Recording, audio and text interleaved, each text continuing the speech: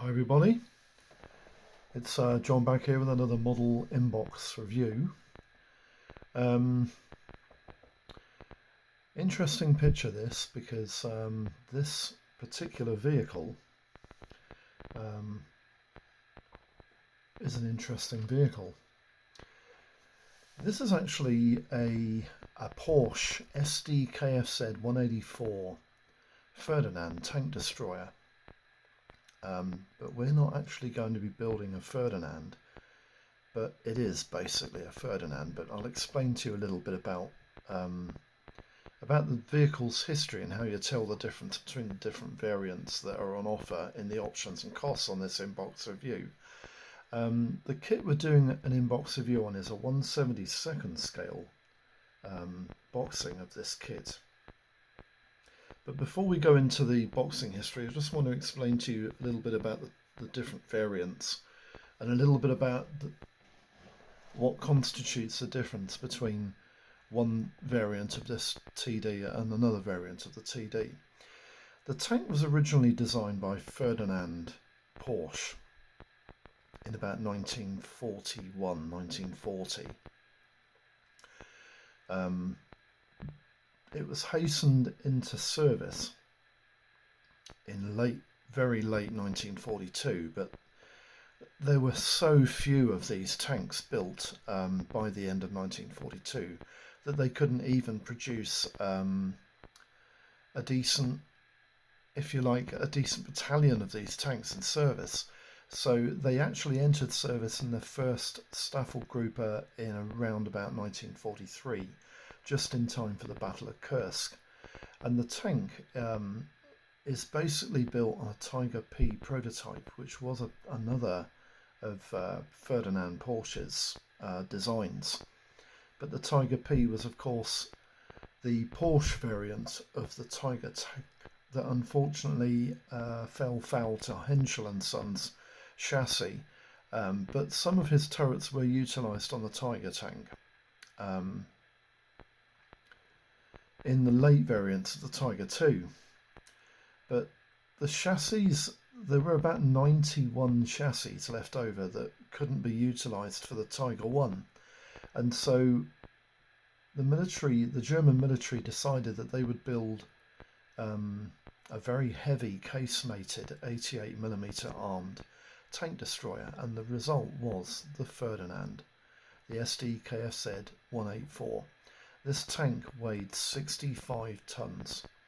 It was so heavy that mobility was its principal major problem, but also it was a tank that wasn't very reliable. And in the field, tanks generally had issues with drive chains and especially tracks. They found these vehicles very difficult to operate on the front, and yeah, there were issues with the vehicle, and this led to the introduction of the tank in time for the Battle of Kursk, as I said before. And initially, the tanks were fine. They ran, they broke down. They were, because the Germans were overrunning the positions in the Battle of Kursk at the first, the early stages, the first month or two. The tanks are easily recovered and repaired and put back into service, usually within a couple of days. The problem is that because their reliability was so poor, when the Germans were being pushed back by the Soviets during the latter stages of the Battle of Kursk, when the equipment was starting to run out and they were running out of ammunition and decent equipment to use against the Soviet threat, these tanks frequently broke down with very little wrong with them. They were fully functioning tanks that just had a track link broken, or maybe a drive chain that failed on the front line. And because they couldn't be recovered, the crews had to destroy them so as to not allow the Soviets to have these vehicles fall into their hands. And perfectly decent tank destroyers were destroyed in this way. Probably, I would say, 60 or 70% of the vehicles that were in service during the Battle of Kursk ended up being destroyed by their own crews in this manner. And because of this, the German authorities produced an update for the Ferdinand tank destroyer. There were issues with its use because the tank had to have certain number of infantry personnel to support the vehicle, and really a tank should be, in position doing the opposite as an infantry tank support vehicle. And they utilised a machine gun hull, which wasn't present in the Ferdinand. As you can see in the front of this tank, it just has a massive, big upper glacis plate. And the other issue with the vehicle was you had a very poor entry hatch in the roof of the tank. So they introduced a cupola for the commander, very similar in design to the Stug 3's commander. And with these two major innovations added to the Ferdinand's tank hull, the tank became the Elephant tank destroyer. And that is the way you can tell the difference between a Ferdinand and an Elephant. It is basically the same thing, but the Elephant had the major upgrades after the Battle of Kursk. This is a Ferdinand tank destroyer, as you can see here. The front glacis plate is just a flat, massively solid armour plate on the front here. These things were virtually impregnable from the front, certainly from a T-34, and you had no cupola in the upper decking of the casemate there.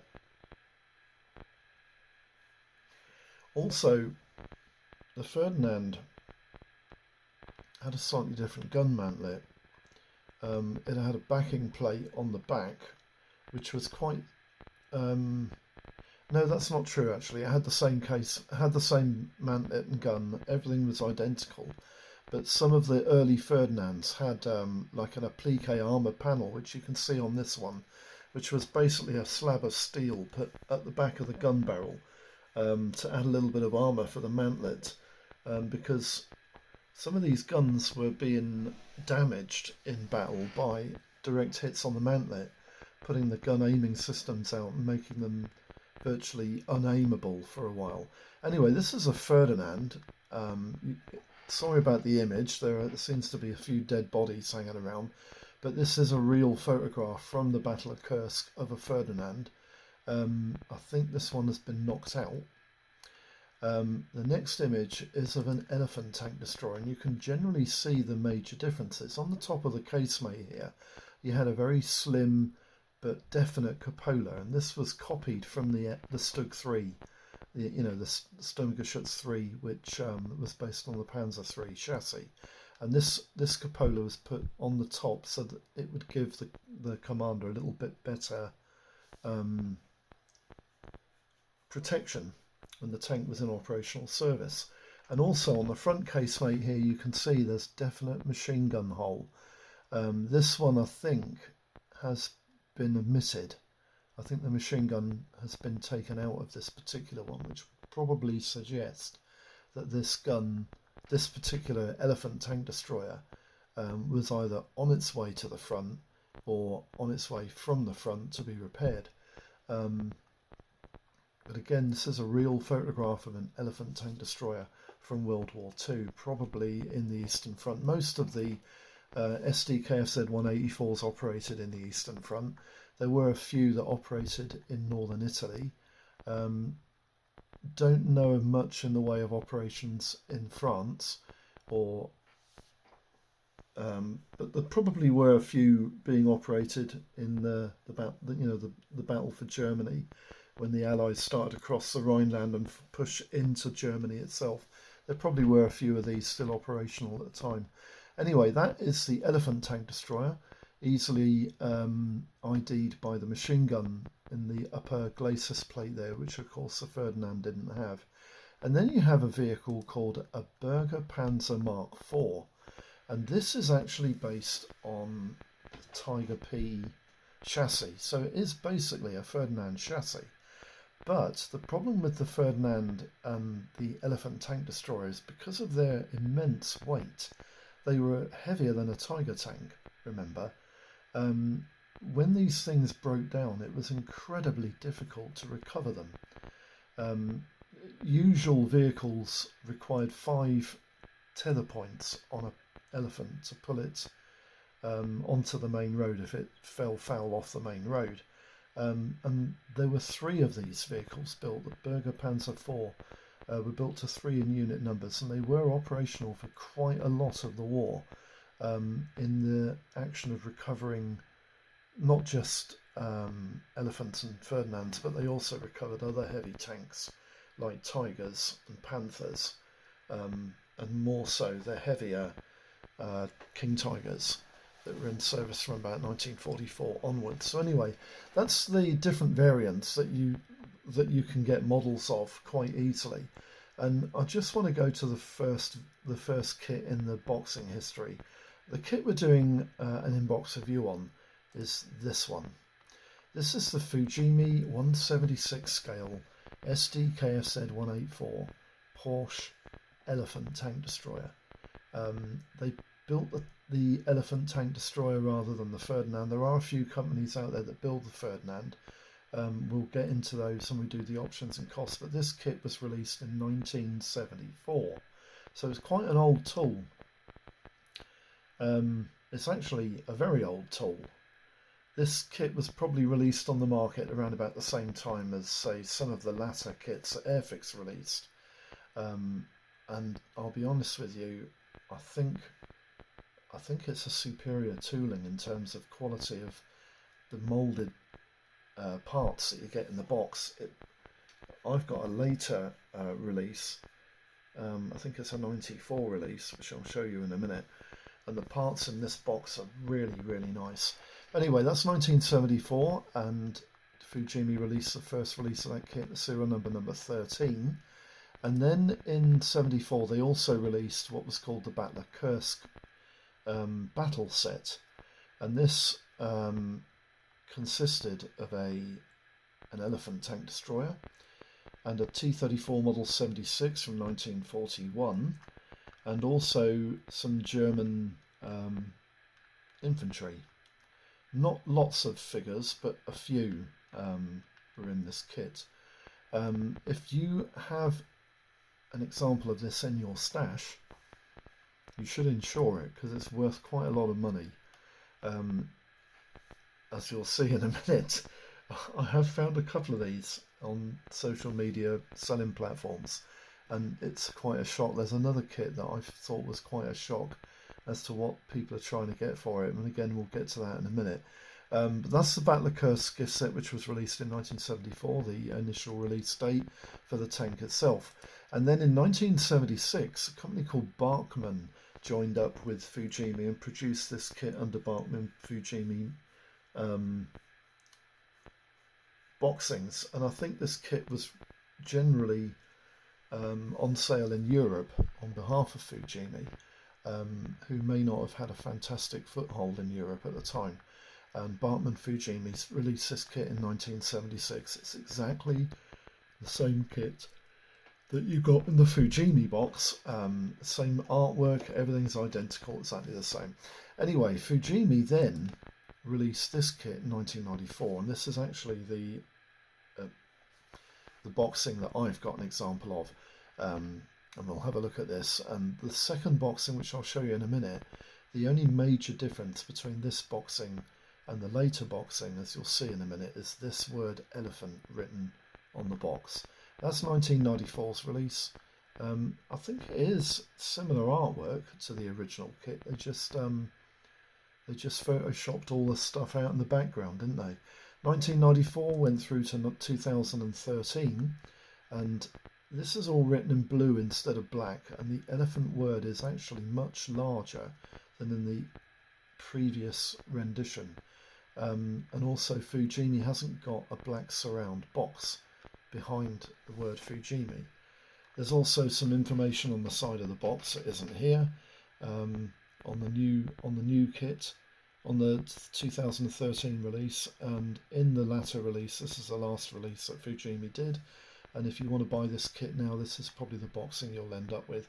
There's some Japanese writing here in white in the bottom right hand corner of the kit. Anyway, that's the boxing history 2013. We'll just leave you with a nice image here I think this is it in Bovington? I'm not sure, but it does look like it could be. There's a Churchill tank in the background. There's another vehicle, a green vehicle in the background, and some what appear to be 230mm Canonen guns in the back. Interesting, but that is a definite example of a SD Kfz-184 Elephant tank destroyer with a machine gun in the upper casing of the upper glazing here, and the SD Kfz Stug 3. Sorry, the Stug 3 upper cupola. I'm pretty sure this is in Bovington, but don't quote me. Anyway, we'll just pan the camera down and let's have a look at this. I'm really impressed with this. This really, really nice little kit. Let's have a look, see what we have here. There we go. So, the box is quite small. You know, there's my hand. It's about the size of my hand, actually, spread out slightly. It's about the size of my hand. It's quite crisp box artwork. I quite like this. And it portrays a tank that was in service during the Battle of Kursk. 102 is interesting because 102 is actually the same number that's on the picture of the tank that's in the museum. And the other thing that's interesting is in the mantlet of the tank here, the artwork is showing damage to the tank's mantlet and gun mount, which is actually evident in the museum tank. There's a chip out of the mantlet there. If you go back in the video and just have a look at that image, you'll see it. Yeah, interesting. A little bit of Zimrit over the front of this tank, and there isn't any on the museum tank, but it is interesting that they've pictured that. Very interesting that. Anyway, the sides of the box, we've got some other vehicles that Fujimi did in 76 scale. You've got a King Tiger 2 Henschel turret there, a Jag Tiger, and a WA4 38T Skoda tank. I've got this kit in my stash, I believe. I've built this kit before, and I think I've built that kit before, and I seem to remember that kit has an engine inside it, which is quite interesting. On the back of the box, you can see there serial number 76005, 176 scale AA5. I think this was a series of military vehicles. This is number 5 in the series, and then some information there in different languages. It's basically about the kit. It's not information about the tank.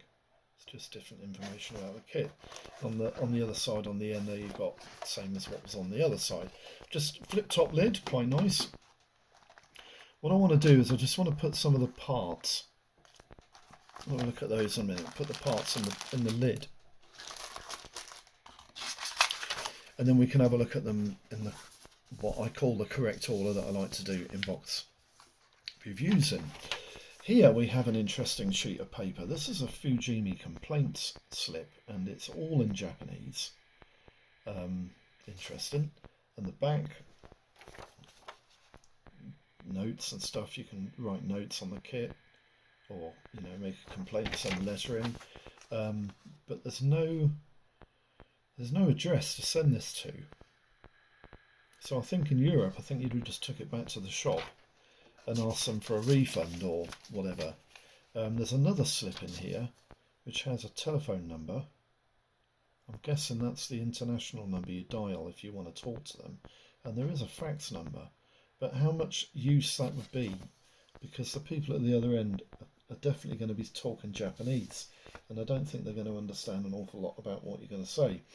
Anyway, the instruction leaflet folds up into about A5. It's got the artwork on the front from the original release, which is quite nice.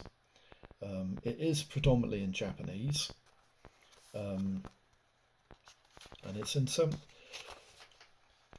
76 World Armour Series number 5. So there we go, information there in Japanese. We've got colour call out there, and a parts a parts plan, which I'm a massive fan of a parts plan, and they are very nicely numbered. There we go, and there's your two colourways with the suggestions of paints to use in the kit. I think for me I would use matte 63 Desert Yellow as the main backing coat for the tank, and I would use some form of dark green and maybe a matte 70 brick red for the camo pattern. They're saying red, brown, dark green and sandy yellow. The colour I would probably use for the green would be either matte 30 or matte 75.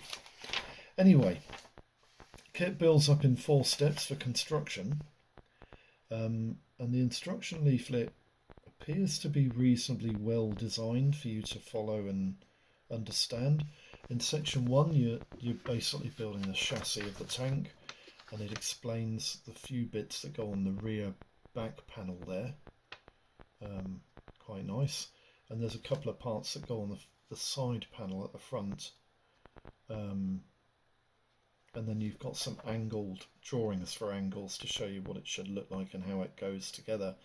But basically you're putting the chassis together on the tank, and shouldn't really be an issue. Section 2, you're building the road wheel and bogie assembly sets for the suspension, the forward glacis, and the little machine gun goes in there, and there's all the forward hatches. They're showing you the difference between the starboard and port side for the suspension. I can't remember what you call them. Are they suspension arms for the road wheels? I think they are. Yeah, and then you've got a drawing here. Again, this is showing you how these parts go together from the underside of the tank, and that's a nice little touch as well. Makes it a little bit idiot proof if you know how to follow drawings, which is quite nice. Also, I often wondered whether Fujimi were going to build a Ferdinand, because the glacis plate on these on the front of this tank is in 2 separate parts, and it would be very easy to turn this tank into a Ferdinand by having a different glacis plate there for part 6, and the cupola you would just probably have a redesigned casemate for part 41, and you would have a Ferdinand, no problem whatsoever. Anyway, section 3 is the casemate with the 88mm gun. This had the same gun in it as the Tiger 1, a formidable weapon, and one that could literally slice through anything it ever encountered. Quite a complicated array of parts there to produce the cannon, and also the casemate itself is, it's quite detailed, isn't it? Quite like the look of that. And in section 4, you basically marry in the casemate and the tracks to the tank to finish everything off. You've got an option there of part 54 and part 15, where you have supports for the tank's barrel, the piece of the tank as it's often called. Obviously in operational service, if you were building a diorama of the tank in action, you would not use part 54 and 15, you would just omit it. But it's nice that they've got it there. Part 48 is the little ring top that goes over the top of the barrel, and it basically holds the barrel in place during transit, which is quite nice. Anyway, that's the instruction leaflet. Incidentally, the tracks are the old vulcanized rubber tracks, so a lot of people don't like them. I personally don't have an issue with them as long as they don't look too toyish and silvery. The decals in this kit are pretty much run-of-the-mill. I don't think they're cartograph by any means. They are printed in Japan, so that tells me it's definitely a Japanese company that prints these. And there's not very many of them. It's interesting, on the artwork there are some insignia for unit badges which are totally void on this decal sheet. There's also only 2 German crosses, and I'm pretty sure a lot of Ferdinands would have had one on the rear section of the body shell as well, or maybe on the back of the casemate. But on this kit there is only 2 German crosses, but you can make A lot of different tanks out of this kit by utilising those numbers in different orders to produce different tanks in their respective units. Now, let's have a quick look at the tracks, and then we'll have a look at the parts. I haven't opened this kit up, but I have had a look at the parts through the plastic, and they do look really nice. The vulcanized tracks, I don't think they're going to be a problem. I think they're going to look okay, aren't they? The only issue I've got with this particular one is I can't do my usual trick of stapling these because there's no side panel that goes over to hide the upper surfaces of the tracks. So we're going to have to find a way of making those stick together on the other end of the tracks before you put them onto the road wheels and the drive sprockets and whatnot. But the tracks look okay. They look pretty good actually. Now then, the parts. I'll tell you what I'll do. Let's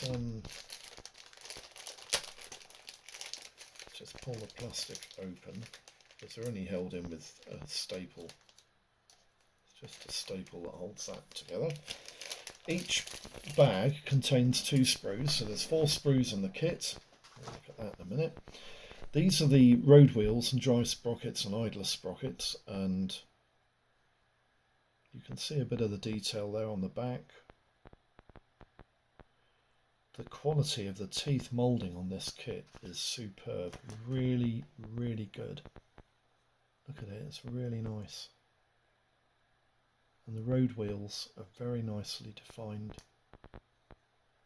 I like what Fujimi's done with that. I find, I haven't had much experience of building Fujimi armour kits, but this one I really like. I did build the Jag Tiger, and I thought that was a nice kit as well. Very, very nicely moulded. The parts on this, you've got the chassis at the sides, they're quite nice. And then you've got the underside plate. That's quite nicely detailed. There's a bit of rivet detail in there as well. And then you've got the actual upper body shell, if you like. And that's nicely detailed as well. Look at that. And you think this thing was moulded in 1974. This would definitely rival Airfix when they were producing tanks like the Crusader and the Chieftain and the Matilda. The Matilda was a good kit actually, but I think this is superior to all of those, and they were tooled in the 70s, and I think a Fujimi kit of that era I think is probably a bit better than an Airfix kit. Anyway, second bag opened up. Let's have a look, see what we get in this. You got some nice crisp parts. There are the suspension arms. They're quite nice. There's an 88mm gun. That's quite nice as well. I'll tell you what, let's just put that out there. We can have a look at this a bit better now. There's the gun. Camera focus is a bit better when you get the crap out of the way at the back. Got some nice meshed hatches there. I think that's the engine grates. The engine in the Ferdinand was actually in the front, not in the back. And all these small parts are really crisp, aren't they? There's absolutely no flash on this kit whatsoever. There's quite a few tabs which have to be removed, but most companies do that as well, but the parts are really, really nice. Can't fault the parts on this kit. They're really crisp. Detail on them is really nice. And I think this kit will go together really nice as well. If my previous experience with the couple of kits that I have built from Fujimi in this series or anything to go by, they look really good. That's the internal section to the 88mm gun. Quite nice. Detail on those little parts there, they're quite nice as well. Yep, very, very impressed with the detail on these parts. They're very, very good. There's that hatch there as well. And the grille, the rear plate, rear casemate plate. I think that's the front casemate plate, and that's the actual casemate itself. And look at the detail on the roof of that. and it's so crisp. Really nicely moulded. I really do like the look of this kit. Very impressed. Anyway, that's the parts. We'll just pop that back in there to show you something whilst I read through the gum, and then we can close this video down. It shouldn't take very long to go through this. Anyway, the kit we're doing an in-box review on today is the Fujimi Porsche Kfz-184 Elephant Tank Destroyer. Its original release date was 1974 on the serial number of number 13. But this kit is the 1994 boxing on serial number 76005. The kit is released in 1/76 scale, and there are decals for two versions.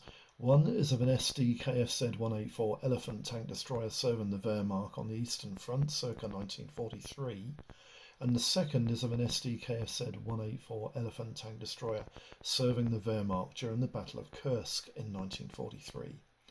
There are 104 parts on 4 desert yellow plastic sprues and 2 rubber parts comprising the tracks, and this totals to 106 parts in total, so the part count is quite high. Dimensions of the kit will be about 3.5 inches long by 2 inches wide by about 2.5 inches high on its tracks. Now the options and costs I've basically restricted to 1/76th scale and 1/72nd. And the options and costs are really interesting. The first one is the Airfix Elephant TD Poly Kit. I'd forgotten they did a poly kit of the Elephant, but I do remember it, and I remember it being on the market, and they were really cheap to buy in the early days, but not now. If you wanted an Elephant TD Poly Kit, because they're quite rare, they usually sell for anything between £150 and £195, yet they are on eBay selling for this today. Cromwell Models did, I believe, a resin kit of a Berger Panzer Elephant for about £15 to £35, and the Fujimi offering of the Elephant TD is, you can usually get it for about 12 to 15 quid, but I have seen somebody on eBay recently trying to get £81 for it. The Fujimi Battle of Kursk set, I haven't got any prices available on that, but I'm guessing that would be quite dear as well, probably in the region of around about £50 or £60. Bachmann Fujimi rebox of the Fujimi Elephant Tank Destroyer, haven't got any prices on that either. In 1/72nd scale, the standalone kits are Armour do Berger Panzer Elephant, which I do believe is a resin kit, no prices available on that. Dragon do an Elephant TD for £7 to £18. Dragon also do a Berger Panzer Elephant for about £20 to £22. The Ishii offering, which is the original standalone kit, comes in 2 boxings, one of the standard kit on its own for £10 to £23, and Ishii also produced an Elephant Tank Destroyer with some German troops in the box, and that is still available for about £22 to £25. Trumpeter did a reasonably nice Elephant Tank Destroyer for about £13 to £26, and Zvezda do an Elephant Tank Destroyer for about £15 to £18. Now, a number of these kits have been reboxed by a number of companies. Aurora reboxed the Ishii kit, no prices available on that. Cyber Hobby did an interesting twin tank set of an Elephant and a T-34-76. Their reboxed Dragon kits for £15 to £25. Ertl did a reboxed Ishii kit of an Elephant Tank Destroyer for £12 to £15. Ertl Ishii did an Elephant Tank Destroyer reboxed Ishii kit for £7 to £10. Gunzai Sanyo reboxed the Ishii kit, no prices available, and so did Hasegawa, again no prices available on that. Humbrol did a boxing of the Ishii kit for £10 to £12. Italeri did an Elephant Tank Destroyer reboxed Ishii kit for £9 to £12. Polysteel, Revel Ishii, Soldat all did a reboxed Ishii kit, no prices available for those. But Platts also did an Elephant Tank Destroyer, which was a reboxed Dragon kit, for about £24 to £36 based on the Girls and Panzer series. Conclusions. The 1974 tooling And it still looks good for 20 years later, and probably even today. The parts are crisp and well moulded, and the kit has praise from pro community and IPMS builders that have done reviews on this model. I think the decals are a bit vague, but I'm sure with a little research you'll be able to find pictures and other reference material to produce a pretty accurate kit of this not too well known tank destroyer that serves the Wehrmacht mainly on the Eastern Front. I hope this video has been of some use. If you have any questions, queries, just pop them in the comments box and I'll get back to you as soon as I can. Thanks for tuning in, and I'll see you for the next one. Bye for now.